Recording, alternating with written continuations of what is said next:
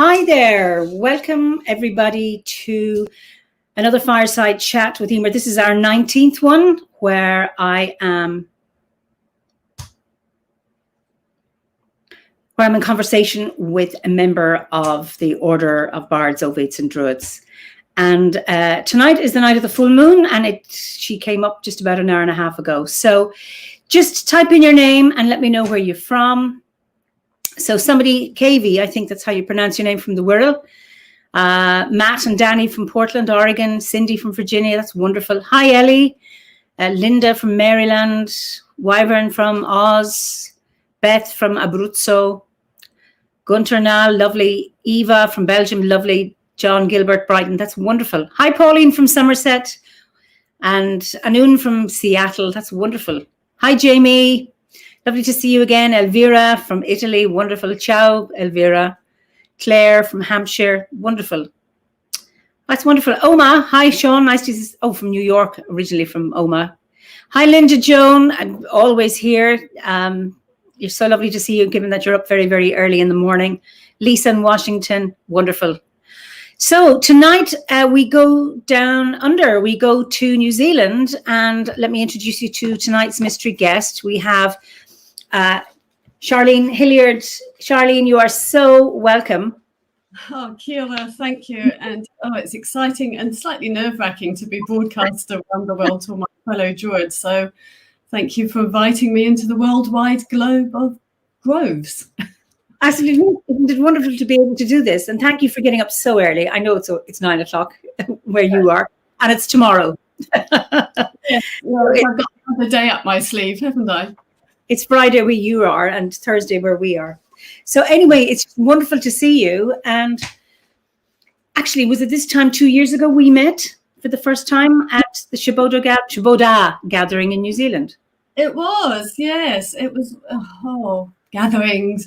It won't, hopefully they'll all happen again in real life. But it was wonderful to meet you. And it was such a joy to have Philip and Stephanie and Linda Marsden. And Casey and the Australians. It was so embracing to be able to mix up with all the people that we connect with on the internet and get together in a beautiful space, Tatum Park up at north of Wellington, where all the trees were. Yes, right.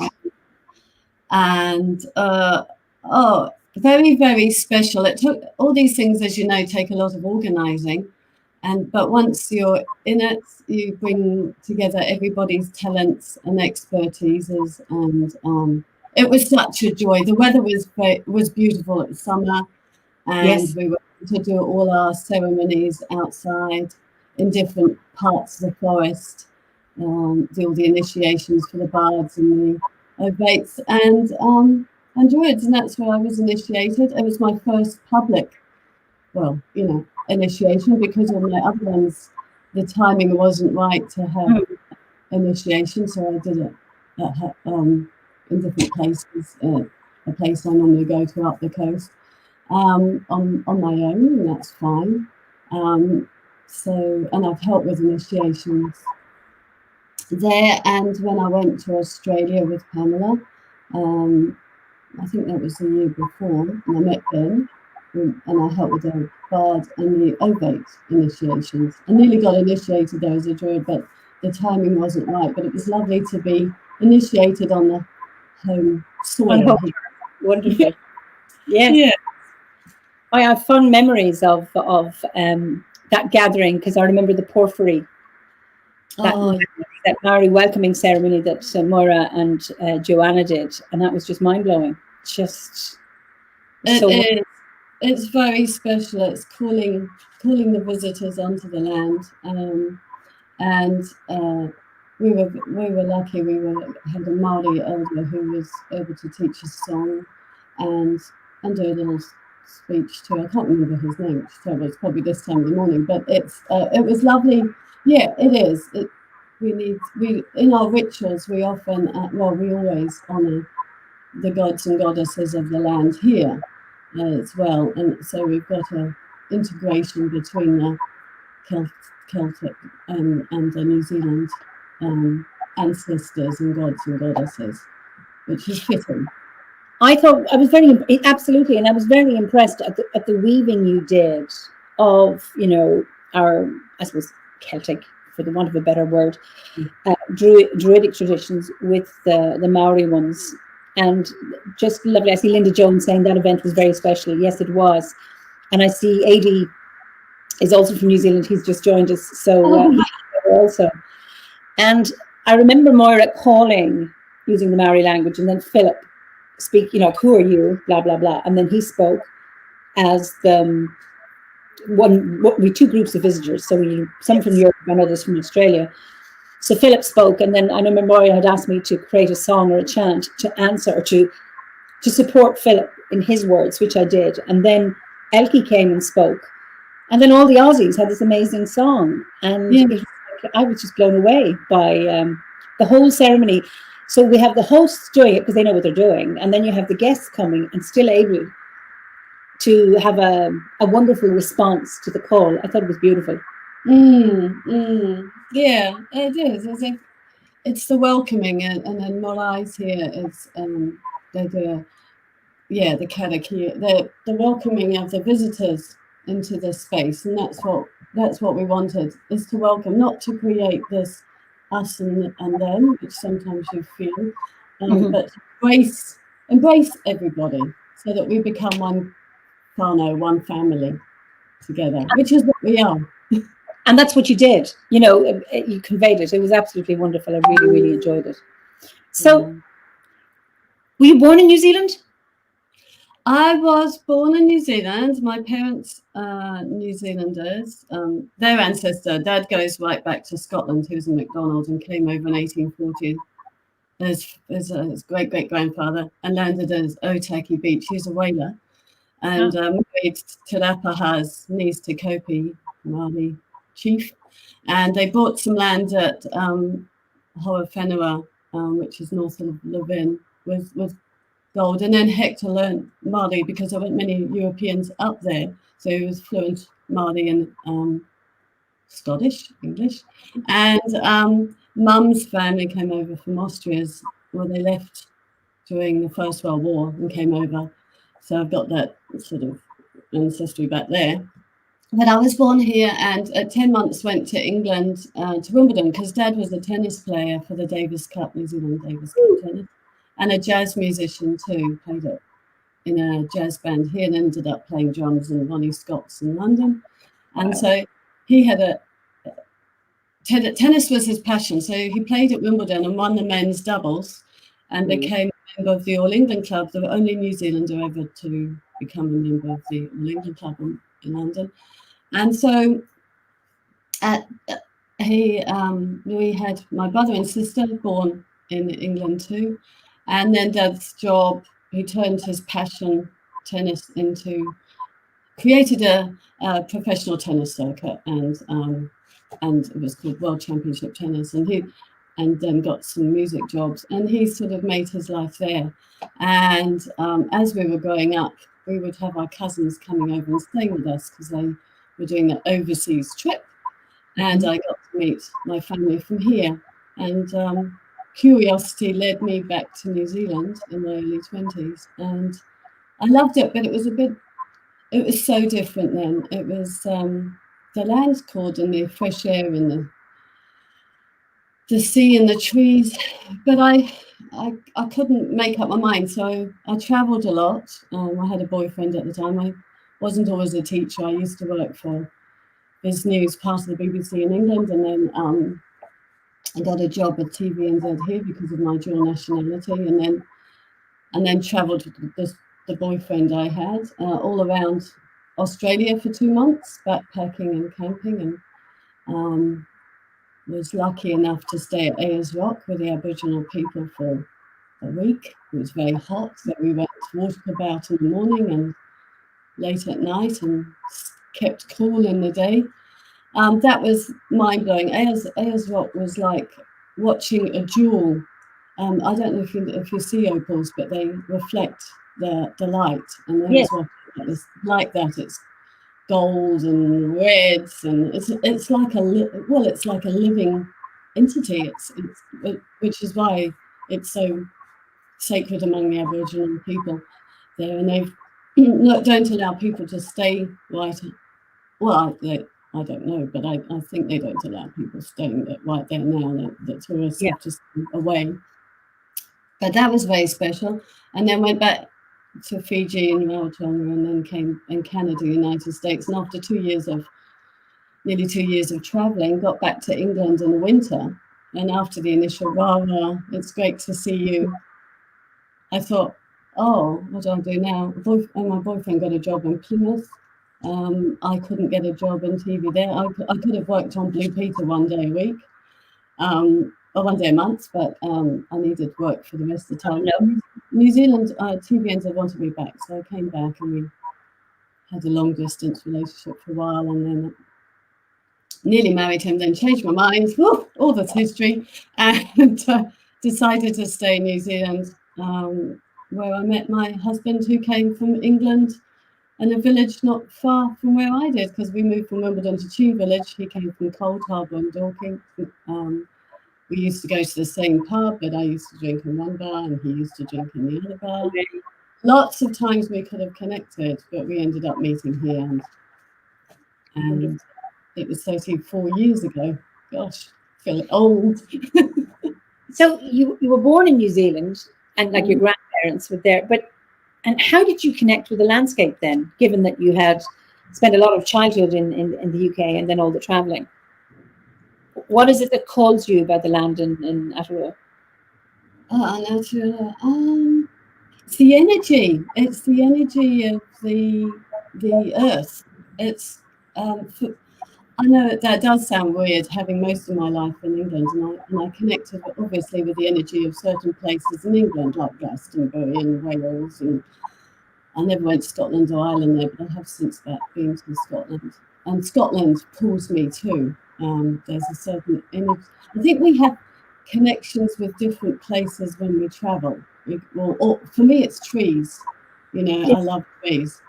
So I loved, obviously, the oaks and the trees of England. And I was always climbing trees as a child. Mum would always say, Charlene, and I'd get down from a tree. But here, the land pulsed. It was like a heartbeat. And I love the fresh air. I love the outdoors.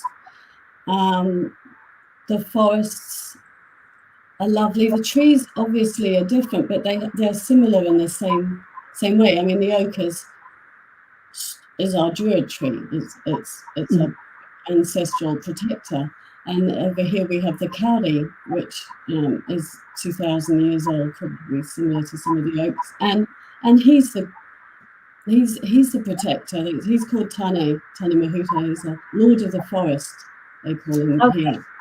And so you get this similar loving, granddaddy, embracing energy from both the trees. And then we have, you have the yew in England, but I would probably say the energy is similar to the tokcha tree over here. And then, so there's similarities and differences, but they all whisper to you. My heart still loves England, and I'd love to go back to England, Scotland, and Ireland. But my life is here. Yeah, my children are here, and I've become a grandmother to he's 2 now, Ted. Wonderful. So my family is all around me here as well. Yeah, I hope that answers the question. Do you speak Maori? You said your grandfather learned it. Do you speak it? No, I'm going to. Well, I learned a bit when I retrained as a teacher. I learned some at University and Teachers College, and then I'm going to be doing some more in a night class after school. Language is, as you know, one of those things that if you don't speak it regularly, you lose it. And I never became fluent. So I learned, you learn the greetings, you learn some waiatas, some songs. The good thing about the television over here, I was talking to Moida, so she's our career of holding the language. She speaks fluent Māori, and she knows all the legends and the stories. This Moira. Moira, yeah, you'll have to get her on here too I know. To go deeper. But with television, we're gradually, and in our workplace, we're gradually incorporating the Māori language in our vocabulary. So, the TV announcer might say "ka kite ana," which is, farewell, goodbye. Or we might sign off in our emails, "ngā mihi," farewell. So, kia ora, hello, welcome. Yeah. So what I'm saying is the language is becoming integrated and said by people naturally, which is how it should be, rather than, we do have a Māori language week where everybody makes an effort, but that's not good enough. I think if you live in a country where there's 2 languages, well, 3 languages, sign language, te reo, Māori, and English, yeah. we need to learn them. It's it's under the Treaty of Waitangi, it was signed Māori and English as our languages. So, that's one of my goals this year, is just to learn a bit more and to practice. And to practice it. We have a similar thing here in Ireland. I speak Irish. I don't speak it fluently. I don't speak it fluently enough for me. I've been learning it as a child, but it's not my mother tongue. English is. And I remember being in New Zealand, you had the place names were in Maori and then they were in English. We have the same in Ireland, and I have a fascination. I think I drive people crazy because every time I'm on the road, see what that means? Because now I know if you look at the Irish, you get to know what this means and the place and significance of, and the spirit of place, where you won't know the English name, which would have been maybe an anglicization or a phoneticization of the place name, or a completely different name. And there's something magical about knowing, and I don't know if the places are named in Maori as well, will actually tell you about is that the case? This is legends are from there are Maori legends this way. You need to get Moira sort of explaining it a bit deeper than I am. But we have when you do your pipiha, your Māori greeting, you often, as an introduction, in England and places, people will say, "Oh, what's your name? What do you do?" They ask you a job and things like that. But in New Zealand, it tends to be, who are you? What's your name? Where are you from? What is your mountain? What is your river? It's all about your landscape. It's your landscape, yes. So so what it does is that when you're talking on a marae or you're being introduced to people, they can get a big picture of why you are you. And it's really nice. It's good because in their heads they're making connections. They're wondering if they know, somebody who knows you, just like we do. When we're trying to get to know each other. So they're trying to think: are you from the same tribe? Are your cousins the same cousins that I might know of? To create a bigger connection. But the landscape is very important. That's why they say, what's your awa, your river, your moa, your mountain, and things, so that they can tell where you're from. That's they didn't have towns in those days, so the landscape wasn't. I find that, because that's one of the questions I always ask, like I've just asked you about your landscape, because as Druids, it's all about our connection with the landscape, both our inner landscape and our outer landscape, and having some kind of synchronicity or some kind of harmony between the two, the inner and the outer. And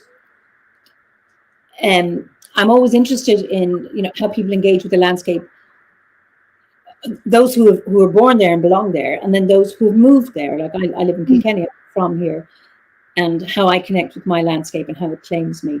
And I find that's a really, really interesting, it's a much bigger picture than what you do for a living. Yes. It's more, I know you're a teacher, and I'm sure that's really interesting. But I think your landscape, what you can talk about, your connection with your landscape, is much more interesting, and it says actually way more about you than actually the job you do in many ways. I don't know if you'd agree with that.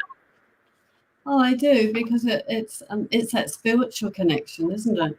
You know, it's where we go to recharge and re-energize and get peace. Because, you know, I mean, for me, in England, I loved going. We lived in on such parks that they had beautiful old trees, and they had a rose garden where the ghost of Anne Boleyn's still supposed to be seen. It was like arch of roses and all that. So there's a lot of spirits in England. And as a child, I used to sense spirit and spiritual energy. Like Cheam Village was a Tudor village, very, very old, and I, you know, pick up the energy of spirit and things. But as I was brought up as a Catholic in a convent school, you know, anything that basically didn't have a halo or wings was talking to the wrong side. So I sort of shut all that down.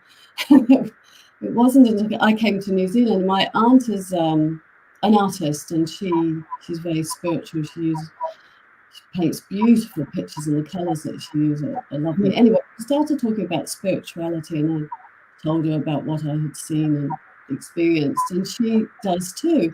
And it was like coming out of the spiritual closet. You know, I thought, oh, thank goodness I can talk to somebody and they don't think I'm nuts or possessed or anything like that.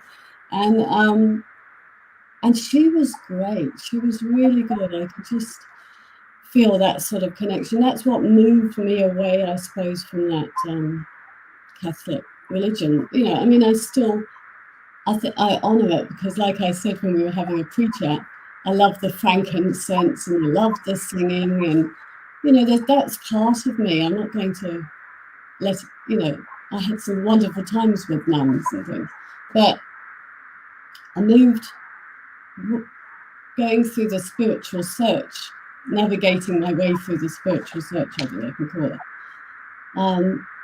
I ended up going to the spiritualist church for a bit, and then I didn't really want to get into that. I don't want to call it exhibitionist. You know, people were coming to say, you know, can you talk to my grandmother or whatever, and to some extent I could, but I didn't want to do it as a showman, stand up and do it. So I pulled back from that, and just, if I do, I do, and if, you know, that's still part of me too. But then I had a stroke when I was 48. I used to play golf. Dad had come over, and they were making a lot of just this humming. But anyway, I hope you can still hear. It sounds like birds. It does. It's just the computer went a bit. Okay, it's you, because I think our birds have gone to sleep here. It's probably our birds. Yeah, they're very chirpy in the mornings over here, which is great, and I do feed them, so I carriage them into the garden. But I've lost where okay, I'm just going to. I know where you are, but this is Blake, Octavian, Blair. I could sense spirits and spirits of place. Maybe that's what we were making themselves heard, that noise. When I was very young, with really little to no spiritual framework, it has been nice as I get older to find a place that in greater cosmology with deeper understanding and tools for engaging further. I think this says something to the validity and universality of experiencing such.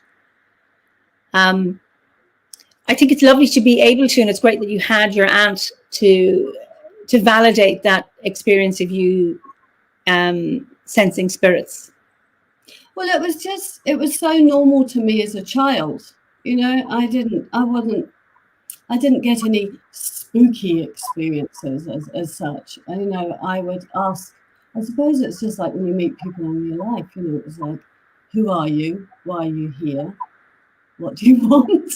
Yeah.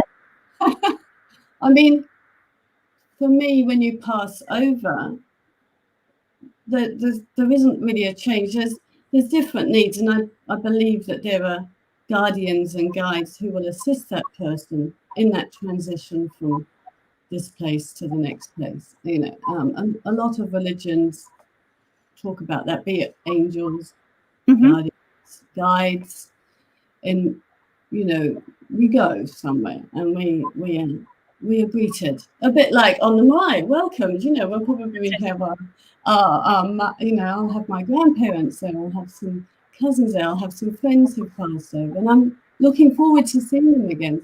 And sometimes they come back and talk to me. I mean, like I said, when I had this accident, it led to a stroke and I was in hospital. It was a stroke to the cerebellum, so it's balance and coordination. I had to learn to walk again. And my grandparents came around the bed and other guardians, and I was sort of told to meditate a lot and to focus on breathing and get up and take mini steps, baby steps, because I knew the physio wasn't going to come and help me for a couple of days. So this is what those from the other side were advising you to do. Yeah. Were you frightened at any time, or was it that you felt held by these beings, like your ancestors, as it were? I mean, I imagine getting a stroke must be really frightening, particularly when you're so young. Well, I think at any age, but it's you're not meant to get a stroke when you're young. I mean, that's the narrative we have, and I would imagine being very, very scared. And I'm actually putting questions in your mouth, I think, but I'm wondering, was it okay? Were you scared? Let me get back to that question. Well, because I've studied some health. I nearly went into nursing like you, and then navigated in teaching. So I had studied a bit of anatomy and physiology in the brain and all this. And when it had happened, it was a really hot day, and I remember I took this massive golf swing. I was very stressed. Dad and his partner were sort of sorting some stuff out, and we were late to tee off. And then Dad forgot his card. And normally I do some warm-up exercises to relax, but I didn't. There was all that sort of rushing, and then so I took this massive swing and hyper extended my neck, which basically tore the artery between C2 to C8 or something. Like if you stretch an elastic band, it can go so far and then it fractures inside. Well, that's basically what happened. But for me, I didn't understand at the time what was happening. I thought it was a hot day. I did that swing. Somebody was waiting to tee off. I was trying to undo my water bottle because I thought maybe I was getting dizzy. Maybe I needed some water. Couldn't do it. Handed it to Dad and passed out. And I thought I fainted. Then I thought I hit my head. And then I crawled on the golf course to the bushes because I thought, I might have concussion. When something happens to you, your brain is constantly trying to figure out what's happened. So you start making explanations for why you're in that particular situation. So the guy who was waiting to tee off called the ambulance, and I couldn't stand up. I felt really dizzy, so they took me off to a medical centre, and then I started losing the feeling in my right side of my face and my arm and knee downwards. And I said, it seems going numb here, and here. And so they called the ambulance back and whizzed me off to A&E. I mean, it's classic symptoms of stroke, but I thought, I thought it was, but I didn't want to think it was, if you see what I mean. And then off we went. But the funny thing was, they took me through all sorts of exam things, and then I woke up in the stroke ward, and I was reading that information. I thought, they put me in the wrong place. I think I've just got something wrong with my inner ear balance. Again, trying to explain myself out of it like that. And then the head of ED came in with his medical experts with him, and I knew him. It was really bizarre. He was a fishing friend of my husband's, but I never knew what he did for a living. And his name was Peter. And Peter, what are you doing here? And the others were going. And he said, I work here. And I said, you look different with your clothes on. Not meaning that I've seen him, but that he was in white, not fishing gear. And the others thought that was hysterical. And he said, can you get out of bed? So I got out, and then the floorboards, it seemed to be that I was on a boat in the swirling seas. And the others said, I think she needs an MRI. And off we went down to that and had that, and then came back, and the results was she's had a stroke to the cerebellum. And then all the medical staff were really excited because they hadn't had a stroke patient with a stroke to the cerebellum, and I became a case study and was asked if I could talk to trainee neurologists about what it's like, see if they could diagnose what I had without me telling them what I had. So I was a bit of a guinea pig there. An answer to your question, once I knew what I had, even though inwardly, yes, I knew I was in trouble. It was, well, what was I going to do about it? How could I help myself? And that's when I called on, guardians, spirits, and grandparents, and whatever. Yeah, there was one time I got really scared because they had to give me Claxine, a blood thinner, so I wouldn't get another clot. And I remember, and it's quite lonely being in hospital by yourself, Yes. I mean, it was at night, and I just burst into tears. I think it all got a bit too much for me. And this wonderful Samoan nurse put her hand under my, just held my hand, and I really appreciate that. It was like I wasn't alone. She didn't she talked to me too much. She just sort of said, I'm here. And that's what I needed. I needed to know that somebody was there. And then, I think that was quite a crucial time, actually, between what could have gone completely wrong and what didn't go wrong. But having that humanity, having that person there was really important. And then after that, well, gradually got better and better, and here I am. It's. I mean, that's a wonderful story. Somebody asked how old you are. You were 48, wasn't it? Yeah.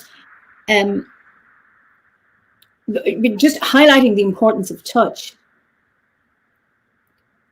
Just somebody holding your hand without having to give you any advice or talk or waste words, but just that actual physical contact. Of course, we're at this time. Well, you're not, you lucky things, but we are. The rest of the whole world, or nearly actually not in Africa. My friends in Tanzania are able to have weddings and mix. So it's, I suppose, we in Europe and in Asia and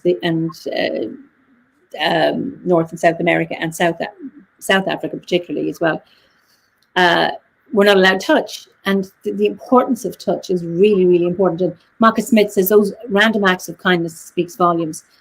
Absolutely. A smile or a touch, and that knowing that you're not on your own.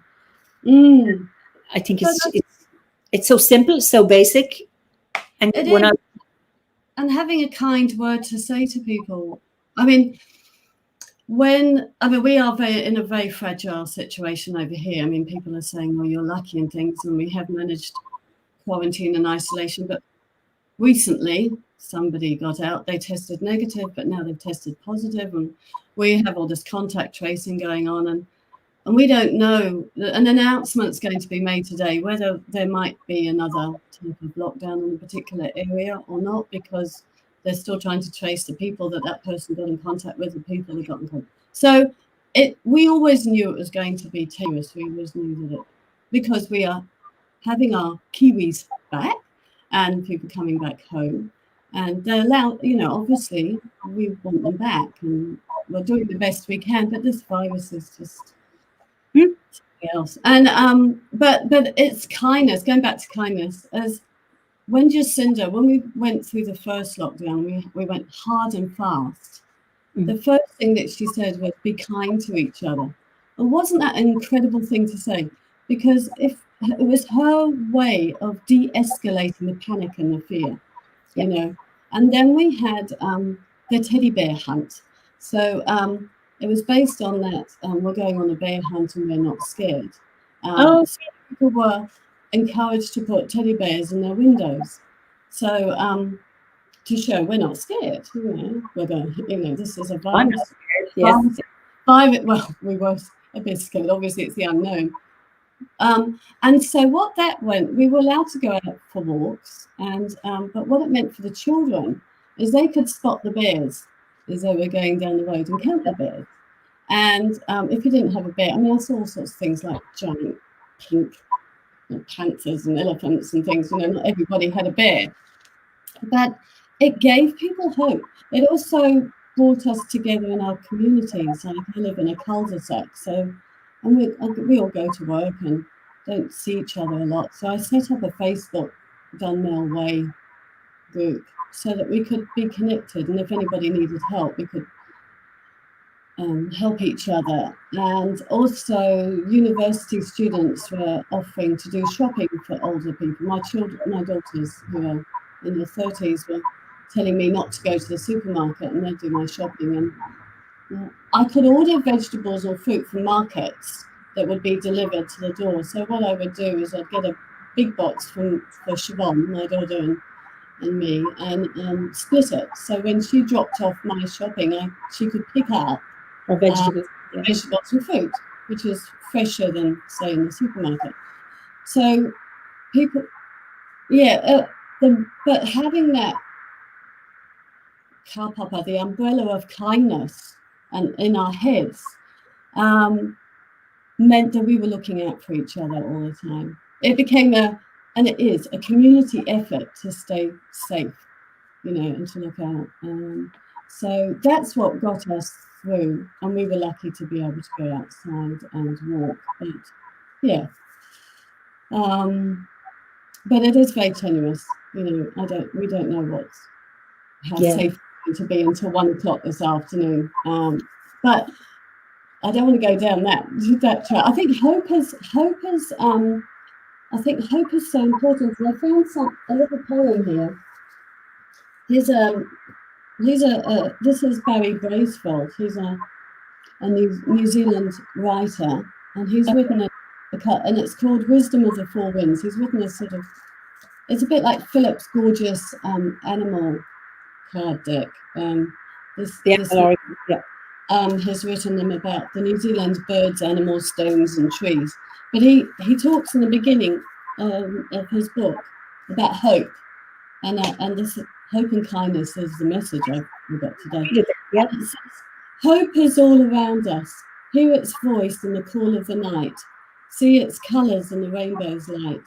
Touch its magic in the hand of a child. Taste its wonder in the fruit of a tree. Know its spirit in the joy to be free. And trust its message and learn to be. Hope is all around us. Oh, it's beautiful. That is absolutely beautiful. I found, I just see Blake, I'm quoting Blake again. He says, kindness goes a long way for dealing with others online and otherwise during this pandemic. Many people are at their wits' end and weary from having to stay in isolation for so long. The masks, etc. You can tell reactiveness, including online, is at an all-time high. Extending bits of kindness could help diffuse things. I couldn't agree with you more, Blake. That's one of the concerns I have around online communications, is that I think people's lives are so narrowed and confined that social media becomes it's the place where a big playing field, but there's not as much compassion and kindness as there could be. And I think those random acts of kindness, a smile, just are so important, because actually that gives hope. When you have kindness around you, you feel kindness in the moment, and that actually gives you hope for the future going on. And I think it's really, really important. It is, and it also shows that empathy, and when somebody's being kind to you, it makes you warm and fuzzy. You feel that somebody's somebody's taking an interest in you. They're caring about you, and I think it's very easy to be reactive when things turn pear-shaped, as we call it. But it's better to take that breath and just think, everybody's feeling the same, of course they've got their feelings, but a kind word or a kind deed, and New Zealand is actually pretty good at that. I've gone to park a car, and we have put money in the meter and you get a ticket for how long you're supposed to park there for. And the number of times I've I can say about 3 or 4 times I've pulled up and I haven't got the right money, and somebody's just gone, oh, here's my ticket, and there's another 35 minutes left on it, you can have it. And you just think, oh my gosh, that's so kind, because if I use my credit card in the machine, they charge me 50 cents more just to use the credit card. So having that ticket, of course, that makes me that made me give my tickets to people. That's right. it's that paying it forward. If somebody's kind to you, you want to, you pay it forward. It's that energy shifting that you need to do as a human.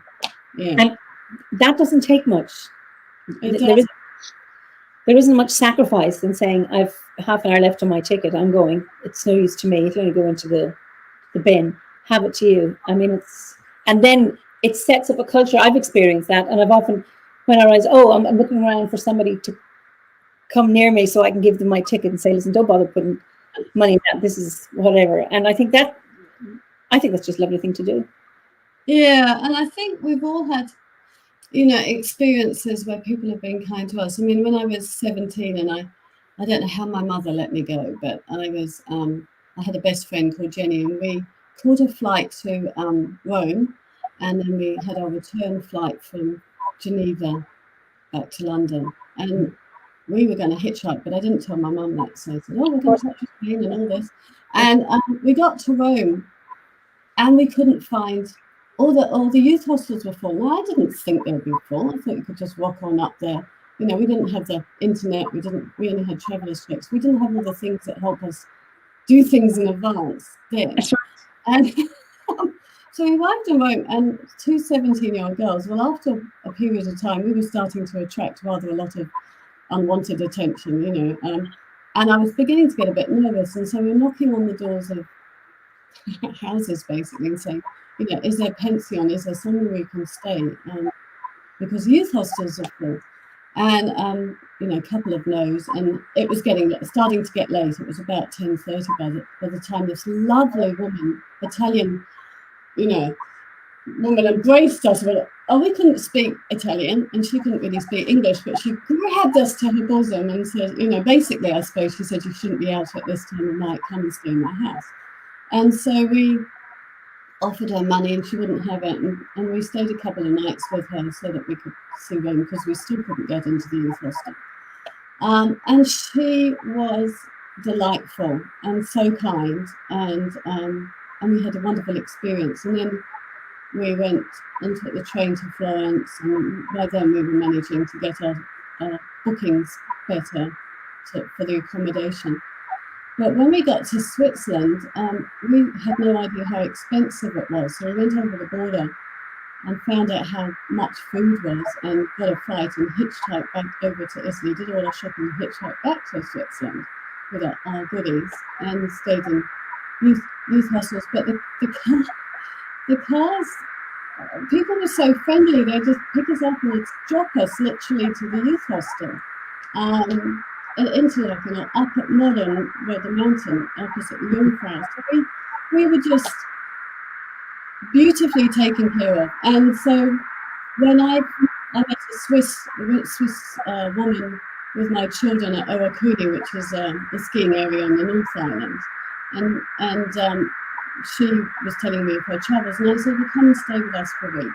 You need some time to have a base around Wellington, to get your breath, because traveling's tiring, you're always on the go. And so I was paying it forward to her, and she was lovely, and you can learn a lot from travellers. And I'm forever thankful for the people who've helped me out of, dire situations that can go wrong with the best of planning, Yes. And it's that kindness that you go, phew. So thank you to all those people who've helped me in my past. And I'm sure people are thanking you. I just want to, what brought you to Druidry? Or when did you become a Druid, or when did you join the order, or what was it? Oh, right. Well, Pamela, as a friend of mine who is the modron of the Grove of the Summer Stars, our grove that we have here, that you joined in with us at Showboat. We met at TVNZ years ago, and she bought the land, and always wanted to turn it into healing. We were actually more into the goddess. We were doing full moons and things like that. Yeah.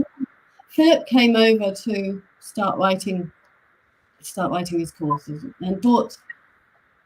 He came over first, and then Stephanie came over with the children, and my children are similar ages, so we got on, and I took them to Kapiti Island so that they could see the birds.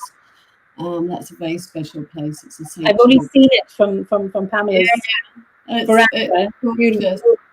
So so my connection to Druidry opened up that way. But because I was sort of at the time I was in the forest, the Buddhist forest monastery. It's Thai Buddhism, which is all about the forest and stuff. I thought, I don't know if I want to take on something else at that time. And so I went to all the ceremonies when they started happening, and it was involved that way. But it wasn't until Philip came over again at this time of year for Lanasa, and we did the ceremony and the story of Cerridon and acted, and I became the hawk and really got into the energy of the ritual. I thought, oh my gosh, I get it. Sometimes you have to have that aha moment, don't you? And it was like everything came together. I mean, with anything, you bring your prior knowledge and your teachings and essence of spirituality into something, but it's not until you sort of have that aha moment that you realize that, well, I've been sort of practicing it for a long time, but was not under the umbrella.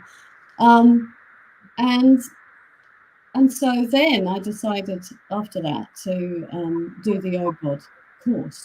So I did, the Bardic one, and obviously first, but I rushed. I sort of went through it quite quickly because I was so excited, and then realised that it was actually too fast. So I started it again, and did it again.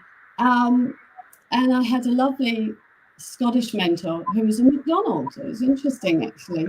And when I did go to Scotland, when I was doing my overt studies and I wanted to go and explore my ancestry and go to Scotland and things, my Bardic mentor gave me some top tips of where to go, like Carmarthen Glen and like that. And so I really appreciated it, and I loved the Bardic course. I mean, and would get so excited getting the grosses, and I shared. Linda and I, Linda Caddick, who you met, we have been study buddies for years, so we would do it together, and it was great. And then went into the ovates with Linda, and we'll do the same thing. And I was going to stay as an ovate. I thought, I just love this, it's trees. My childhood, my buds. And but then, I thought, well, maybe I should. And then the thought of this, there was a bit of that conflict. Do I really want to go and more study, or should I stay as I am? And then I just chewed that over for a while, and then it got pulled. And so now I'm doing the Druid course, and I'm really enjoying it, and taking a lot more time. I've often heard people say that this grade you stay on it for a while because there's so much to dive into. One course I spent a whole year doing. I wanted to really, really experience that particular experience. I'm not doing any spoilers, so I'm just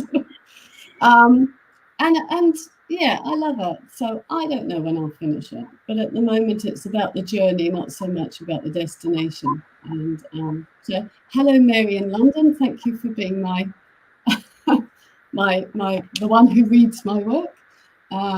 She must have such a big job. And to all those mentors who give up their time to help us with our studies, thank you. That's I think I was a mentor for a short time for the Italians, so I can't really I've the utmost of admiration for mentors, because I know from some of them they have so many mentees, and and the amount of time they spend, reading whatever the mentee, we don't know, what do you call them, mentees, tutees, anyway, for the want of a better word. when they're writing to their mentor, and the time they get and the support, it just amazes me. It is such a gift of service by the mentors to the order. It is just, it's mind-blowing. And I mean, people don't personally know their own tutor, their own mentor, because the idea is that you keep that that safety and that kind of sanctity of that relationship. And I just think it's just such an act of generosity. Danuta says, my mentors have been amazing, such a powerful journey and such wonderful support. Absolutely. I say my big thanks to all the mentors, if there's any mentors watching. Yes, I think it's it's not cider or anything. It's just in case you're wondering what I'm drinking first thing in the morning. Well, I'm on tea, but that's absolutely wonderful. Now, I know you had your stroke actually before you ever did Druidry, but when has Druidry supported you? Wow, when is it? It's always there. When has that supported me? What a big question. I think it supports me every day, actually, if I think about it, because every day I do a morning ritual in the lounge, and I seem to stand in a particular spot, and I call in Neva energy, and I have Papa, and I call up Papa Tuanuku, the earth goddess here, and I feel, especially today, because I was a bit nervous. I thought, I think I need a bit of help, Mother. And she gives me she puts a kowai around me, which is a cloak. So if you look at the Maori culture, the cloaks were made of feathers. Yes. But sometimes I get a cloak with feathers, or it might be greenery, or it might be whatever it is. It's a hug from the Earth Mother. And then she's Papa Nua Tuku. Papa Tuanuku. Oh, Papa Tuanuku. I got them wrong. I just love how the Maori sounds. Yeah. Go on anyway. I cut across you there. And so then I mean, in the northern hemisphere, you go north first, but we go south here. So I go in some other directions and call in whoever. I tend to have, for me, I mean, everybody has different practices. I call him Tana Mahuta, Lord Guardian of the Forest for south, and then I might have Artemis, Goddess. I like to sometimes mix the gods and bring the gods and goddesses for that balance of energy. Then I go to east, and I might call in today the owl, and a female goddess, Kuan. You know, it depends who wants to be around at that on the day. And then in the north, the Hutakara tree, maybe the bear. You know, so I might mix the northern and southern if I need that balance. Beautiful. So that and focus on breath and peace and hope. And what that does is it sets me up for the day. It's like sometimes people go for a run or walk or swim or something, you know, that just helps calms them down and sets them up. And I suppose what I want to do is try and stay centered. So because I work in a very demanding job, you know, not just teaching, I specialized in autism and Asperger's. So a lot of the children I teach with are sometimes non-verbal. So I've got staff and children. So you're dealing with staff, children, and everything. It's like, I suppose it would be like working in an ED all the time. It's just busy, and it's fast, and you have to make decisions quickly, and you have to keep the energy really, really calm, because if children are anxious, their anxiety will escalate if the adults are. That's right. You know, and there's that domino effect. So I bring in Druidry into my workplace, although through that using the centeredness and calmness, I suppose, as much as I can. Even though my colleagues probably don't know I'm a Druid. So okay, that's what I was going to come to. So the Druid practice that you have in the morning grounds you, and you take, what would you say, the results of that, or the outcome from that. That's what sustains you through the day without ever being overtly being overt about in the workplace. Okay. Yeah. I mean, people. It's about staying in. Yeah, it is about staying in balance, and it's also about having. Like we have such a laugh at morning tea time and lunch times, because it's that, being able to talk freely. We work in a good culture. We have a lovely workspace, and I think it's so important when you have that intensity going on in your work time, that you need to break out at break time and talk about whatever you want to talk about. And we laugh, joke, and then other teachers come and join us, because we're the noisy ones. I can't believe that. And they want to be part of it, and so it sort of snowballs, doesn't it? So Druidry has become a way of life now, rather than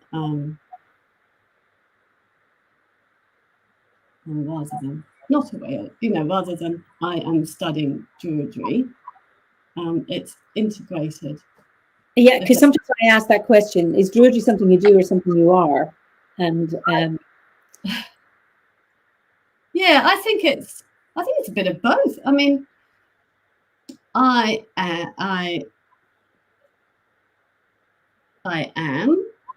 a druid, but you're still practicing, because I'm still learning. I'm still doing the courses, so there's always. I think the joy of learning is good. You should never, don't stop learning. It doesn't end when you come to verse 48. No, I don't think it does either, because then you're integrating everything. I integrate the bardic stuff in music and song. I bring into the classroom, and I also go to folk music festivals and sing there with friends. I belong to a Brazilian samba band. I know you have a member from Brazil, which probably seems to be bizarre in New Zealand to have a Brazilian samba band, but we do a lot of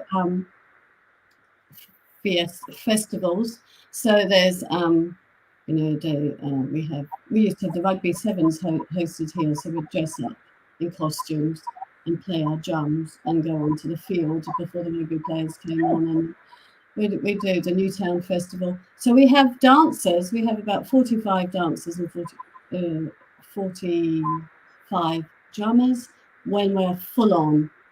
But then for smaller events, we scale it back the dancers and the drummers for balance, and then for corporate-y type gigs, we bring it down even further so people don't go deaf, and we have, say 15 drummers and wow.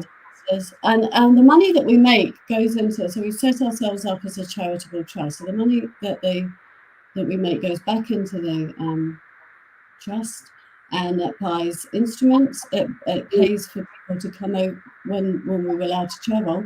We would have teachers from Brazil or England coming over and teaching us new rhythms, and then we fuse some of the rhythms. So we have a reggae pattern we call Samba Reggae, and people like to dance to it. Because Samba is very, very fast, and if you're not used to hearing it, it sounds too busy, and if you don't know, you can't really dance to it unless you can dance really, really fast. But Samba Reggae is a sort of regularly dance to it. And we were lucky enough to be asked to go to Coburg in Germany to play at the International Samba Festival. I don't know, it was probably about 5 years ago. And we were, the New Zealand highlight, because nobody had travelled that far to the international. We were really nervous, and we thought, well, what can we bring that's different? We thought, I'm not Māori culture, so we have a courier who she's one of our shakers, and she did that Kariki and Waiata song as well in Te Reo, and we blew the shells, the conch shells. Oh, beautiful. And we had I can't remember the Māori name for it, but they're basically a wooden stick on a string. You go, and it makes that sound. So we had that sort of sound of the sea, the sound of the wind, and she was singing. You could have heard a pin drop. The whole audience went really, really quiet, which was lovely, because they've heard Māori in the haka. Yes. They haven't heard it done this way. So they were just transfixed. So that was great because we were following a very famous Brazilian band that had all the feathers and all this stuff. And we were biting our nose in the background going, oh my gosh, we're not that. That's not who we are. So we took who we are and put it out there. And it was fascinating. And you only had half an hour. So we played our music and then left. But and played other stages around the city. It was just wonderful, and we met groups from around the world, Glasgow Samba Band and all different Samba bands. There was that community feel, and that's what I needed when I came to New Zealand. I had my aunties and my cousins, but my friends were in England, and I made new friends here. But I hadn't got a community, so I found that as my musical community, and then through my husband who plays the guitar and sings folk music, I found the more folk music community, which I sort of had a touch on in England, because when I was there was a folk club at the Orange Tree in Richmond, but it was in a pub upstairs, or I'd go to small festivals or big. I went to Glastonbury and then No Birth. Those are the sorts of festivals that were sort of mixed, not folk, just folk. It was everything.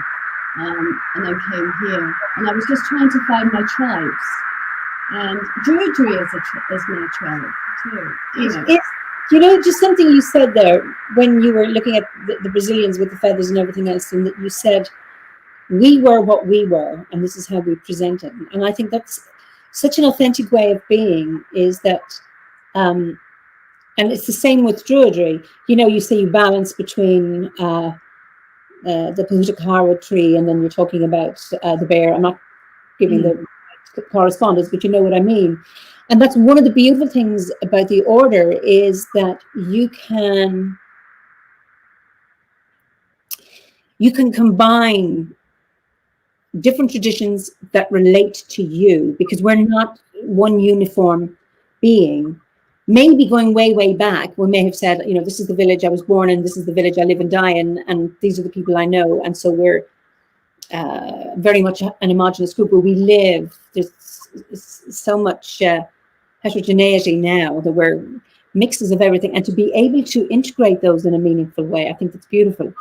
I just see Druidry has always seemed to be predominantly male path from Willowwood. No, it hasn't. Anyway, going way back, maybe. Well, no, I'm surprised and delighted to see a lot of women from diverse backgrounds involved. Willow, there's lots of references in the Irish texts to women druids. So maybe with the revival movement in the late 1700s, I think you had to be male, be a Christian and a Freemason or something, might have been the three criteria. That's where we see over here the Druid lodges, where the beginning came through that Freemason travel. So that was one strand of Druidry. But to come back, you said that you've come from the Bard, the Ovid, and you love the Ovid. You didn't know if you're going to go on, and then somehow you're called in to join the Druid grade. And yet, and this is the thing about the orders, that you go from one grade to another does not mean that, okay, well, that's all done in the past now, that is no longer relevant now because you're elevated to some new level or something. It doesn't happen that. It's the three strands need to be integrated if you so choose. So if you go as far as the Druid grade, you integrate the other two with you. You're always with going.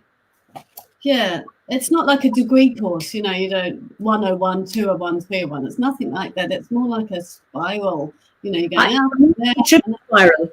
For me, it was, because we say part of the Druid is the ritual holder, but I was doing that in the Bardic grade simply because there was nobody else to do it.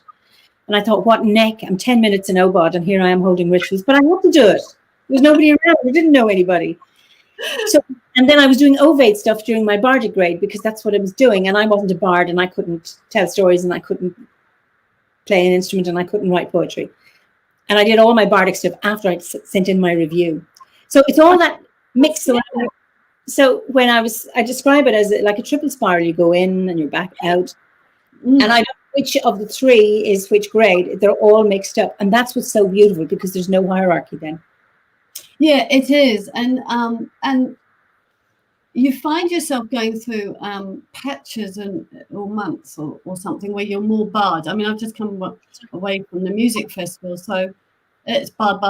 You know, my whole summer, bard. And then I've come back, and you get a bit of the holiday blues or reality. So whisked into the forest to get some healing and energizing. We're lucky we have a beautiful forest, the Otari, or the Europeans call it Wilton's Bush, and the European bought a lot of land in Wellington and turned it into a reserve. It's huge. Because a lot of the land was getting cleared for building with the settlers, so there's only 2% of the natural forests left in Wellington. 1% is in Otari, the big forest that I go to. I'm lucky it's not far away. And then the other 1% is divided up between the botanical gardens, which is another favourite place, because that's where my English trees are. So when I was doing my studies, I'd go and hug the oak down there. And then the yew and the English trees and botanical gardens, but all the native New Zealand trees are in the Otari. So forest healing, I need it all the time, just to clear off the prickles or the worries or whatever's gone on during the day. And my dog, I love animals, so I've got border collie sheepdog. Is your dog there? I've shut the door. He's with my husband at the moment, so he's all right. He's getting loved up. He's the quietest dog I've ever come across. When we were doing our connectivity test, he was just at her feet. And I don't have a dog now, but I had always crazy dogs that were never quiet. So I don't know how. I was really, really impressed with him, just sitting there at your feet. He's such a gentle soul. So we adopted him at 18 months old, free to a good home on Trade Me, and because we had his cousin. I'll show you a picture, which I showed the other day. Excuse me a minute.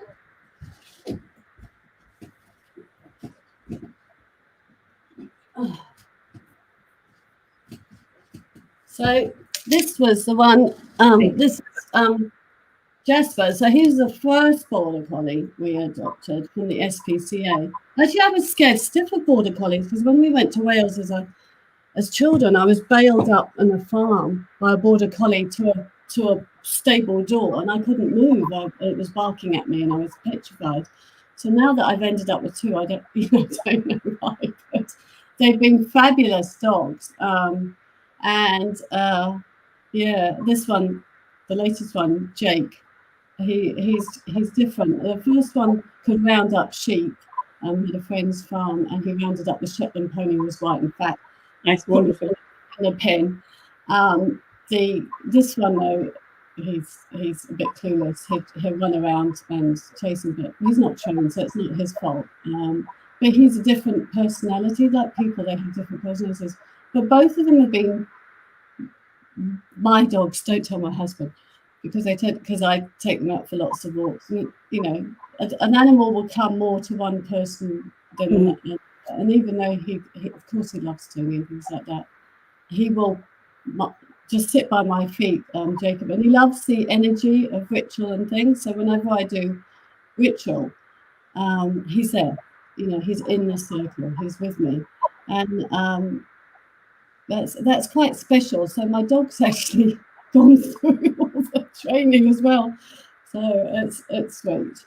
Yeah. He's like your druid familiar. That is absolutely wonderful. Beth Amos says something, and it's like it's part of the beauty. We never stop learning, and there's always more to discover. I've been on this path for several years, and I still feel like a sapling in a forest of redwoods. Beth, I would absolutely agree with you there that Paul Corcoran, who was here last week, he said, I think he's done. Obviously, he's finished the Druid grade, and I think he's third time now on the Bardic grade. And he said when he came to the end of handing in his review, he realized how little he knew. And that's the beauty, that no matter how much you learn, that there's so much more. And that like it's a journey, not a destination, and that we're always in the process of becoming, always in the process of learning, and that is the magic of Druidry. And that no matter what grade you're on or level, we use the word grade for convenience, but it doesn't matter. My experience of the order is there is no hierarchy. So, no. A druid is no better than a bard. It's what your gift is. So if you can do something for the order, do it. That's what it is. It doesn't matter how, we don't talk about qualifications or years of service, whatever, that if you can do it, you do it. And that's what's beautiful about it. Yeah, it's definitely. And there's always bits that you pick up. And also sort of communing with your fellow druids and bards and ovates, in your communities. Like, when the Australians when I went to Australia, I got to know Ben so well and Linda, but I mean, Ben was starting off, and we had some lovely talks together, and it's nice to see how other countries run their practice Druidry as well, so I feel yes, I'm always learning. And, when you asked me to talk, I was scared stiff. I thought, oh, my God, mind went blank. You find it very hard to talk, don't you, Charlene? You find it very difficult to talk. It looks as if I don't. But then I don't now, because you make me feel so comfortable, Eimear. I don't. But my initial reaction was panic, and everything went out my head. I thought, what is she going to ask me? What if I don't know the answer? All your guests, everybody must feel that. It's only human, isn't it? But yeah, I think what I really like about Druidry too, being a nature religion, and nature is so important to our survival, basically, and this is that it's very similar to Māori, because Māori is a nature religion too. So, the lands, there's so many similarities between Druidry and Māori spirituality, Have the storytellers, they have the tohangas, the priests, the priestesses, the female and male were both healers and priestesses, chieftains. Well, anyway, there is a similarity between and the way you use the medicine here, Māori medicine. You have to pick the leaves at a certain time of day, and we have this kawa leaf, which is like the heart. That's right. And it's really good for inflammation, and it's a bit peppery, and so it's best to pick that leaf with the little caterpillar. Because that's got the enzymes, and it's got the most healing properties. So over here, Māori medicine is used, and it's the knowledge has been fused a bit with homeopathy, so you can get homeopathic forms of the medicine in a droplets. Koromiko is good for tummy upsets and things. Okay. So we're learning a lot. We have been learning a lot, and that was interesting, because when the Scottish great-great-grandfather ancestor who married Tiaki, and they had a son, Hugh, she died later, and then Hector married a doctor's daughter called Christina, and she worked with Māori on herbal medicine. She was interested in it. And there is a book that I've got called Māori Herbal Medicine by Christina McDonald. And a lot of Moai, so it's the knowledge was shared amongst people. So you often hear bad stories about colonialism and all this, and there was. I'm not making excuses, but there's also wonderful stories like this, where people, if you're healing somebody, you have to pull on all the resources you can, whether it's European medicine, Māori medicine, whatever. You just have to work out which medicine is going to be the best for that person. And so it's lovely to see the fusion happening, and the herbs and the medicines here fitting with the energy of the place. But they sometimes, you know, if you need a different medicine, take it. You know, Yeah. you have to get better. I think it's lovely, that integration of the traditions. It's not about assimilation. It's not about creating this is what I love about OBOD. I describe it as a salad, not a puree. You know, that you can still have all the textures, the crunchy bits, the differences and things. You can put fruit in a salad or you can put vegetables or nuts. It doesn't matter, with or without a dressing. You know, you can have all these things and all these textures. And I think that putting these blend, or you can put whatever you want in. And I don't think it's cheapening it. I think it's around being able to integrate and take what's useful. So when you are okay, so you have your great-great-grandfather married a Maori woman. Yeah. And are you descended from her, or no, the second woman? Your Christine is the second one. Yes. Yeah. You still have it, like Moira, for example. She married a Maori man, and so all her sisters did. So her children are Maori. So you have that wonderful integration. I think that is absolutely beautiful. So you're making welcoming the diversity and creating something new and beautiful with it, rather than appropriating it or stealing it or trying to remove it, as has happened in many countries that were colonized, that Indigenous people, an attempt to wipe them out, that somehow, even though if the whole story wasn't beautiful, but there are these elements of these wonderful connections that actually are still here today. And that's what's important, that those connections have survived. Oh, absolutely. It's so important. And, you know, that weaving, we can't know everything. So we need to weave the culture. Yeah, it's that weaving. We have a very beautiful old church in Otaki. That's where my great father's family came from, and Otaki Levin, and it's Te Rangi Church. It was built by Tilapaha, the Māori chief of the day, and it burnt down.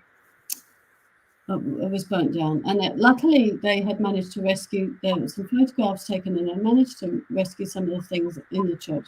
They must be put into a different place, and so the church needed to be rebuilt. And at Otaki Racecourse, I went with my two daughters to help weave the tuka panels. So inside the church, they have panels. They were put actually this time on a steel frame. So if the fire broke out again and they could put it out, they could actually take the panels off and redo them instead of everything going up. And each of the tuka panels tell a story. So you might have the staircase pattern going up to the gods, or a different, or the star pattern, because the cosmos and Māori believe that when our soul departs from Cape Reinga, we end up and we become a star, and we can watch our families from the heavens. So there's all this beautiful connection. So that's woven into stories in the church through the panels. But as we were talking, Māori television were doing a documentary on the rebuilding of the church, and you know, people are saying, "Where are you from?" again, and then I could explain lineage and things, and it was just such a lovely connection, because some of the people knew, you know, of the MacDonald settlement there, and they were, you know, you just had this. It was a really lovely feeling, helping to rebuild the church and getting to know other people, other women and other people who were weaving as well, to get it done. And that's, yeah, I think that's what I love about it. I think it's quite easy to, you know, if you are in a country and you hear all this, well, the negativity and the colonization, and which was, some dreadful things were happening. The good things are being proud of who you are. So when you're doing your lineage and you're talking about, yeah, well, I'm not Māori. You know, there is Māori connections, but it's feeling proud of who you are. You know, because my ancestry goes back to Scotland and Austria, and you know, and New Zealand, but brought up in England. It's sort of, I can't be anybody else but who I am, but it's to be sort of proud of who you are. And that's standing in your own manner, they call it, standing in your own power and strength of who you are. And that's, again, it's a bit like that tapestry, or it's a bit like that salad you were talking about. Fruit in it, or vegetables, and that's, you know, if we don't have this diversity and this beautiful essence of different people, we can't learn from each other. We can't create a better world. And that's what I want to happen. You know, I feel the poem, you know, about hope. It's that, yes, we're going through huge changes at the moment, but let's hang on to hope, and let's be kind, and let's look forward, because there is going to be a future, but now is the time to do the best we can. I can't change everything, but I can at least change myself to try and be better, if that makes sense. I can hear the birds. They sound like they're they're quieting down. Like the rooks are coming home in the evening. That's what it sounds like here in the evenings when the rooks are coming. You know what I think it is? It's the wind, because the wind's got up as well. The weather's been very, very, because I've had to put the computer by the on the windowsill. That explains it. When the wind gets up, that's giving that sound. Okay. So you're talking about the best person you can be. One of the questions I ask is how can you? What is it that you can offer as a future ancestor? Ooh. I'm just wondering, have you already answered the question before I asked you? What can I offer as a future ancestor? I'd like to know that things that I have written, or I like to be. How can I put it? Gosh, that's such an amazing question. I suppose when we think of ancestors, we think of memories of them and what they left behind. So it's really, I want to, one of my dreams is to be setting up living henges. I've started on a couple of friends' farms of helping, doing some designs on how to do living henges through the trees. So you plant Muhlenbrachia, which is like a small hedge. You could sit on that, and then some trees for the birds, the fruit trees, and a mixture between the natives and then the English trees and New Zealand trees as a spiral. And I was working. I put a proposal to a natural burial ground that we have here in near Wellington, when it's outside the city, Macra. It's towards the sea beyond Karori, and there's a cemetery there, and they have obviously the Christian and then the Jewish. They've got plots for different beliefs in Māori, and they have a natural burial ground, and they've got trees scattered, but they've got all this new space. And I said, why not think differently about how you bury people? So for natural burial, you can't be embalmed. You have to be in a shroud. You have to be dug so deep, X meters under, and then you can choose your tree and put your tree under, and then a little wooden plaque says who you are. But they were starting to put people in lines, just like, if you were having concrete gravestones. And I thought, this is a time we can change the way we deal with burying our whānau, our people. So why not do it as a koru, a spiral? Because the koru in Māori tradition is you start off inside the embryo, and it's a little bit, and then as you take your path, your journey, and you grow up, and you grow up, and you grow up, and you become an adult, and then you start, reaching the other side of you're like getting older, so you come back down, and you come back down, and you come back down until eventually you die. You're back. So why not make it like that? And so I don't know where that's going to go to chase that up. So and also, you look at how, there's a lot, we've got to change the way bury ourselves, get buried, don't embalm with plastic, you're going into the earth, start thinking of different ways and changing the way we bury people on natural burial ground. So I've still got to see whether anything's going to come out or whether they're still going to go the traditional, they're going to plant in rows and people can walk up and down. But people could walk up and down around their beloveds in a different direction. And it would look so much prettier to have a grove of trees planted in a different way and just, like a forest that's a man-made forest. Trees can be planted in all sorts of ways. Somebody says there's great strength of familial connections, and Charlene, you're a fabulous inspiration. I just wanted to put that up from Jules. That's nice. How are we doing for time? Because I'm wondering if I should sing that. I was talking about singing next time. Do you want to sing something? Yes, we've plenty of time.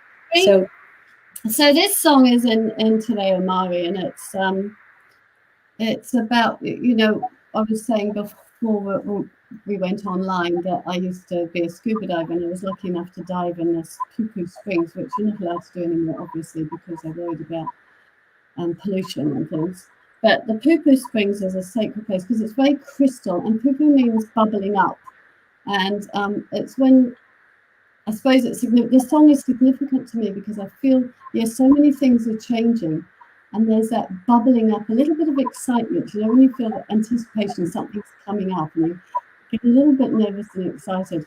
So the meaning of this song is the spirit welling up is love, affection, and togetherness, situated high above us as a being that is life force for all things upon the land, in the spiritual world and in between. May it bubble up forever, love, affection, togetherness, which is the thing. So you can sing along at home when it gets to, there's a bit that says Kia Pupu, so that's the bubbling up of the spring, natural spring. So it says, I sing Kia Pupu and you sing Kia Pupu. Pupu ake, adaha, which is love, adaha, which is love. So I'll just get the ukulele. Wonderful. Let me know if it goes, if you can't hear. It's probably better to hear me more than the ukulele because I don't know what it was saying. I hope my voice can hang. I'm not used to singing this early in the morning. Why o te puna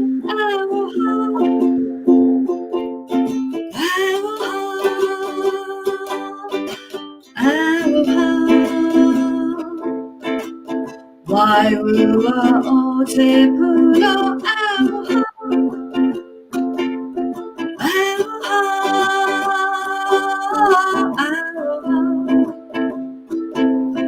Ito ilunga he tangata he oramo Ito ilunga he tangata he oramo Na me katoa o te whenua, o te rangi, o whaina nui. Kia pupu, pupu ake, kia pupu, pupu ake. Kia pupu, pupu ake, aloha, aloha, aloha.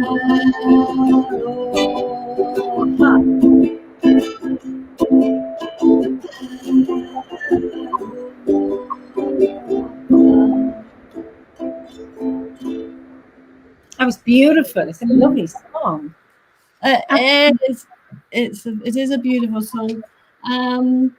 So there's it is. It's lovely. I tell you what, when I went on the aeroplane to go and see my daughter who lives in Wahi, they had this lovely piece in the magazine, the In-Flight magazine, that said, so visitors who come to New Zealand are asked to do the Tiaki Promise. So all people in New Zealand, whether they're Māori or European, Chinese or Polynesian or whatever, we take it upon ourselves to be kia tiakis, which are guardians of our land that we live in. So in the paper, it says, in this magazine, it says, could travellers make the Tiaki Promise? And it is while travelling in New Zealand, I will care for land, sea and nature, treading lightly and leaving no trace, travelling safely, showing care and consideration for all, respecting culture, travelling with an open heart and an open mind. And that bit. That is absolutely beautiful, and I suppose that is something as a future ancestor to leave behind. And Sandy says here, I think we can leave behind. I think the only thing we can leave behind is to teach the lessons we've learned in life, our experience and wisdoms we've discovered, our patience, love, joy, strength, will, honesty, our respect and love of nature. At least that's what I've learned from my ancestors, and I think that very much ties in with that beautiful promise that everybody's asked to make on entering into New Zealand. Well, it's about trying to leave the place in better shape. So if I go along the beach and I see a piece of rubbish, pick it up, put it in the bin or recycle it if it's plastic. Help plant trees. Like when I moved into this house that I live in now, I wanted to plant a mixture of New Zealand trees and English trees. So I've got 3 hazelnut trees, one male and female, obviously the hazel, and I've got 3 cabbage trees and 2 cocoa trees, positioned like the Arwen. So I'm sort of making a grove of my own in the inner city where I can go out with my dog and have a cup of coffee at the table and look and be surrounded by my English and New Zealand trees. So it's trying to leave behind things that will make the place better for my grandson, and Tiaki means sort of that care for people and place, the promise of caring for New Zealand for now and for future generations. I think that, I think that's all we want to be remembered. Oh, Charlene, I hope those remembered for being warm and kind and a good mother and a grandmother and a nice person to be around, or and she likes trees and she loved animals and likes singing music and making a lot of noise with a samba band. It's leaving behind your essence, isn't it? My spirit. So when I pass over and become an ancestor, a star twinkling down, looking on people, I want to. I'll be coming and going, just like some of my sisters are. We're nosy. We want to make sure everybody's all right, and then flit off to the other ones. So that's what it is to me. For me. Wonderful. Somebody says, I wish we did that in Canada. The Tiaki Promise sounds wonderful. Would love to see this happen in Canada. I think, it's something that so many countries could adopt that to any guests is. And it's not just for visitors, but it's to remind us of wherever we live to do that. Oh, yes. Yeah, definitely. I mean, change takes a while to become effective, doesn't it? The school I teach in, we're now a silver and Viro school. So what that means is that we don't have rubbish bins around the school. The children are encouraged to bring things in a lunchbox that doesn't have plastic wrapping and things like that. And we've got a nature garden, we've got a nature walkway, and we've also got our own vegetable garden. So we grow vegetables, and so the children can see where their food comes from. It's not the supermarket. Well, it is the supermarket, but I mean, this is how a strawberry looks when it's before the supermarket. Yeah, before the supermarket. So it's getting children's hands in soil. I sometimes, when I look at my childhood, and I was like, I had to walk or bike to school and then walk or bike home. So by the time I got to school, I was quite tired and I was sort of ready to learn, you know. And then you sort of, I see a lot of children get dropped off, and sometimes it's hurried. So they're still sort of like this, and you start to learn. So it's no wonder sometimes that you have this, you know, they need time to be at school, you know, and when you're at school, they need time to be outdoors and time to exercise, you know, sensory breaks, time to be outside playing, sometimes learning, trying to teach in different ways, teach as well as you can to the child, and you know, it's like juggling plates, you know, but you can do it, and then the walking around the nature garden, climbing trees. We're allowed to climb trees in our school. You know, I was brought up in Wimbledon. You couldn't, because a lot of it was concrete, so you're not allowed to climb trees. You had to do all that stuff at home. But you know, it's I think we're trying to go back to a lifestyle. I think, you know, I hate always talking about when we were all in lockdown over here. You know, it's just sort of what it teaches you is the simpler things, like staying connected, being you know, having time to think. Philip's course on the art of perpetual happiness, that meditation, was just wonderful. You know, I got myself on a routine because I had to work from home. So I would get up and do that early, then I walk the dog, and then I go online and Zoom here and Zoom there. And then, of course, as you know, you're Zooming your friends and things, and it gets to a bit where the glasses are beginning to go square because everybody's on boxes at the end of the night. And but that staying connected is so important. Yeah, I've completely lost the drift of where I was going with that one. But never mind, have another sip of vodka. Well, okay. What's your favorite season? Wow. Well, Beltane for me. It's why? Oh, I just love it. It's that whole lovers energy and the whole thing. Linda and Tony got married at hand fasting at Beltane here in New Zealand, and so I've often run that ritual because of that fondness of Linda and Tony. But all of them have all the seasons have different things. I also love autumn.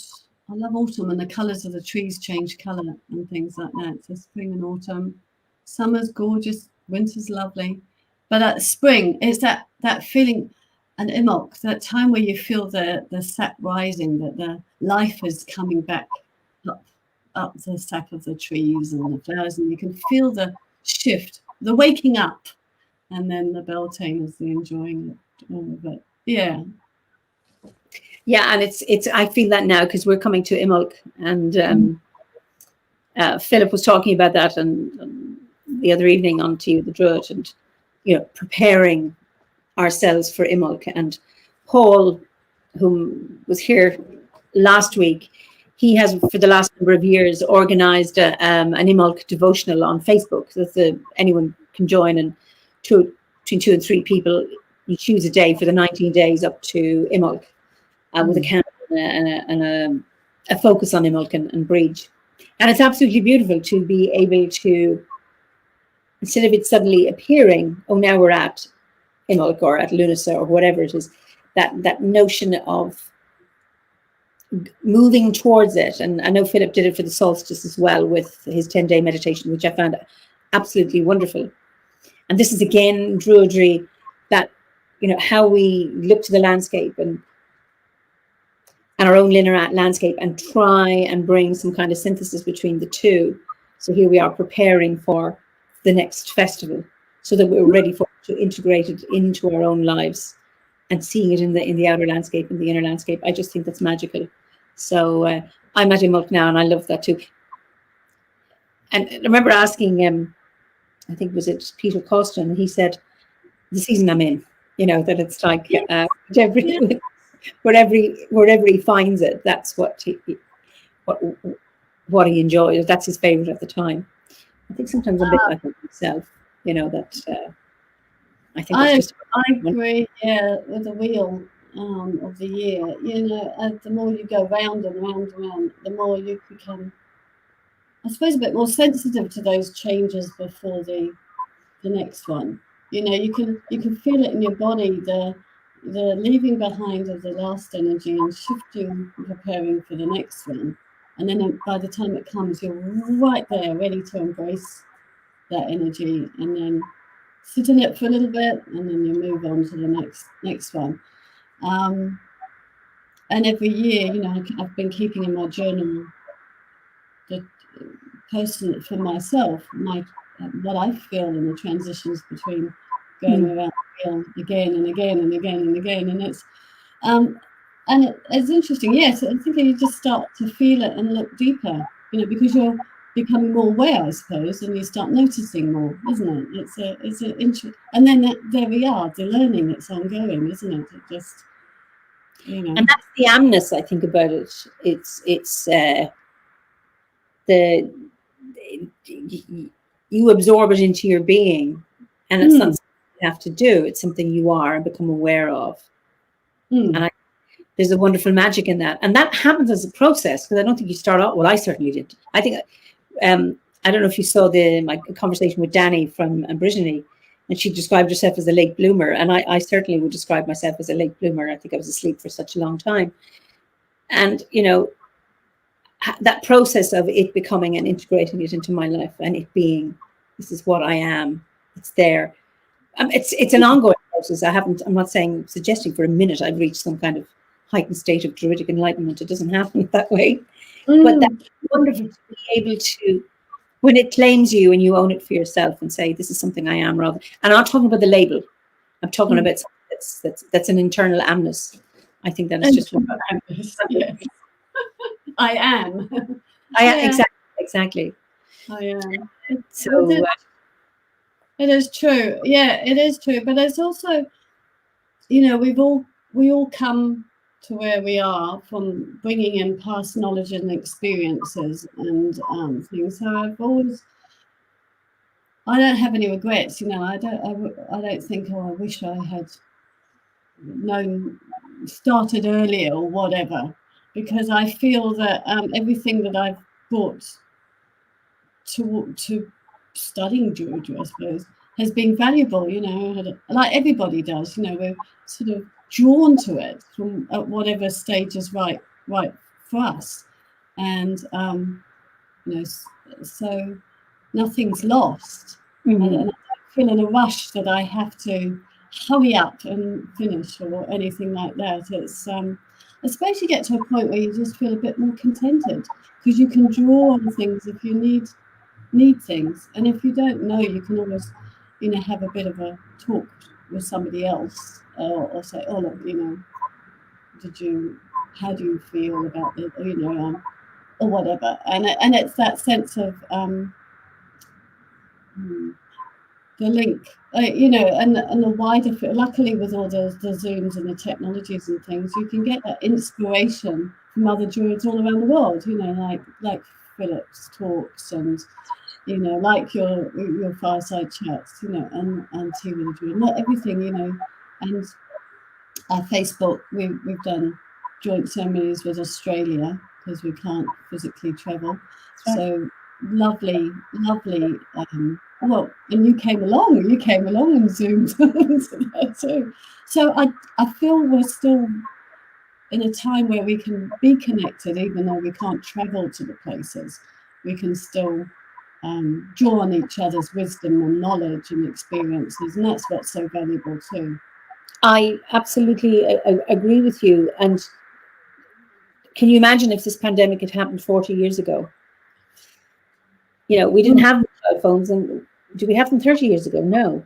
And even 30 years ago, we didn't have mobile phones, and we would not be able to do this. So one of these gifts, and I mean, and this has happened so many times because of the online ceremonies, for example, particularly the solstice one, that members from all over the world and non-members could actually take part in a druid ritual, never having done that before. And that sense of you're not alone, that you can actually connect with the community. I would never have expected that an online ceremony would have as much depth or meaning or magic or sanctity as it does. And it's really interesting how in a time like this, when we cannot meet, that somehow we're able to online, with all its flaws and distance, that we are still able to make magic and create magic. And I think that is something that I've discovered. And I don't know if you may have heard say this, I'm a bit of an Irish language nerd,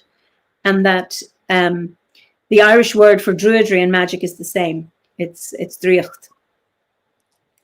So when I'm talking about magic, it's I'm talking about druidry. It's that, and that we can have that. Very appreciative of the online community of OBOD. Absolutely, love the online ceremonies, and I think this has just been wonderful that we have this technology to link us together, and that you're a different day to me and a different time zone.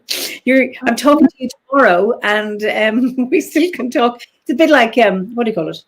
What's that thing? Star Trek. I mean, when was Star Trek? I can't remember. In the 70s, when these screens would come and you'd have a face and some leader from some other galaxy talking. And you said, how did they make that up? And now we're doing it. Now we're doing it. I just wish we had that transporter that we could go beam me up. But next year. Okay. But this is as close to the beam me up experience, isn't it? I mean, here we are chatting, and I just feel your essence. I feel that you're in the room with me. It's very precious, because going back, we are lucky. We can still communicate. We can still feel the essence through the medium of technology and things, and be together like those. Yeah, who would have thought? We would be doing online rituals. Some people might have said, "Oh, that could take the essence away." I would have said a year ago it was appropriate. It magnified things. We had such a laugh. I remember, we'd all been together for a while. We needed to go to the loo, so off we went to the loo and got our drinks, came back, replenished, and carried on. There was that naturalness about moving with the technology, that you forget that you're actually through the computer. You feel as if everyone's around you. So we've been lucky that way. I'm saying, Matt and Danny, it's beautiful to see the world connectivity through the online experiences in a time of such a need for it. Absolutely, Matt. And this is how I connect with you all weekly. That's from Tara. And I think great, and we don't have to wear masks, and it's really lovely that we can actually see that.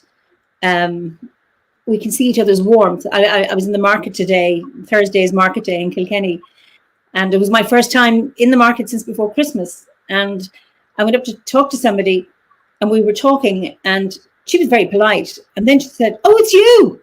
Oh, I didn't recognize you because of the mask. Yeah, that's everything, And so it's lovely to be able to do this. I'm just seeing Blake has said something. I've heard some sort of pushback at online rituals as druidies and nature spirituality and indoors with computers, but I see it as a yes and situation. Absolutely, it's not either or. Yes, outdoor rituals are important. It'll never replace them, but the online rituals are an equally important but different experience. We can have both.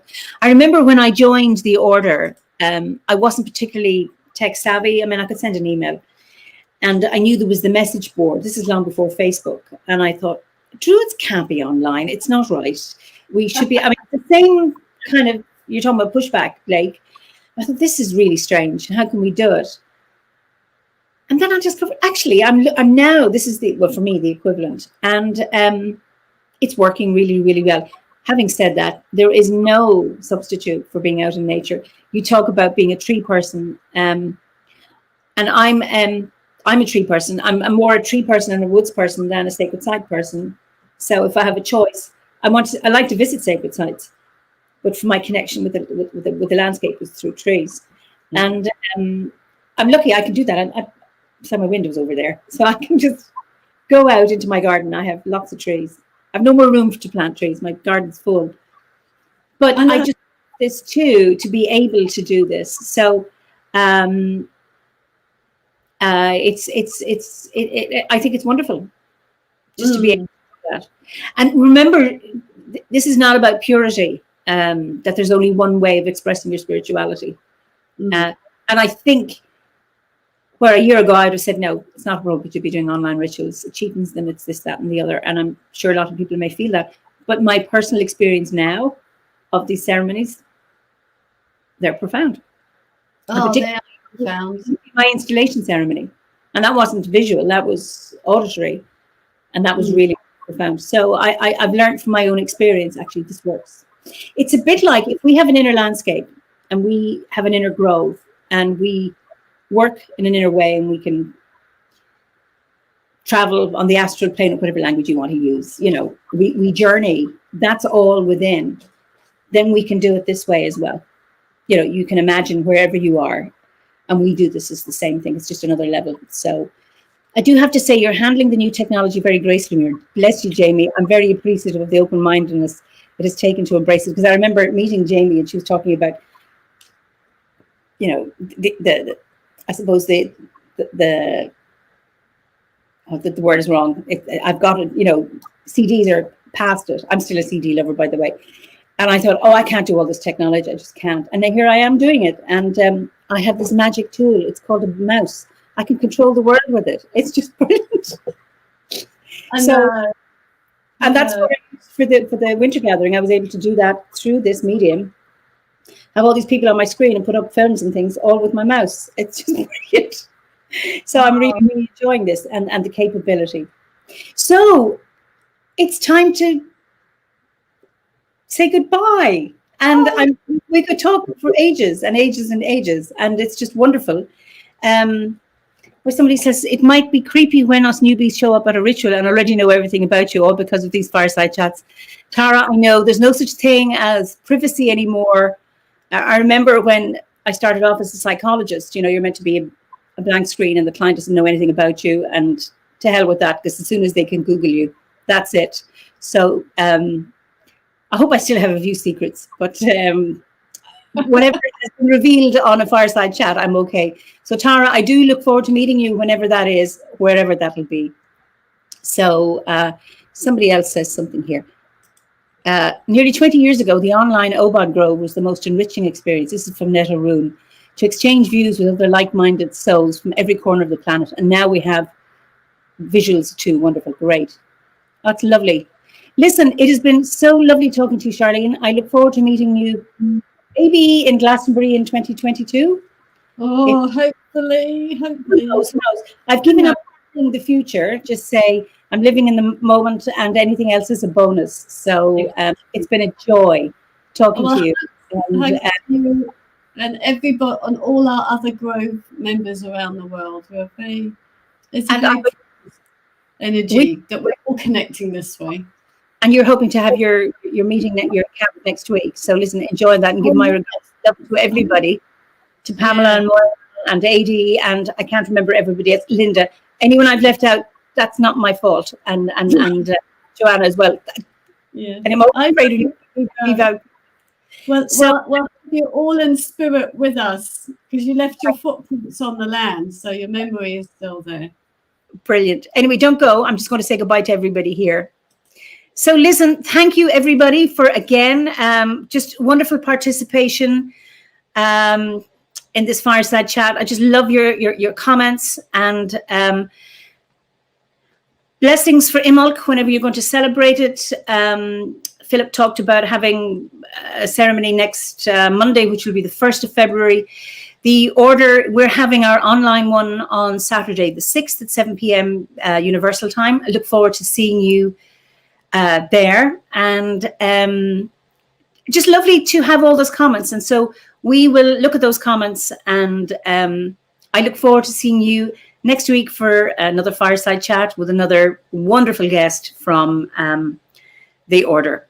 So Slán go fóill, Iwa, and well, good morning to the rest of you if you're in the Southern Hemisphere. See you all next week. Slán go fóill.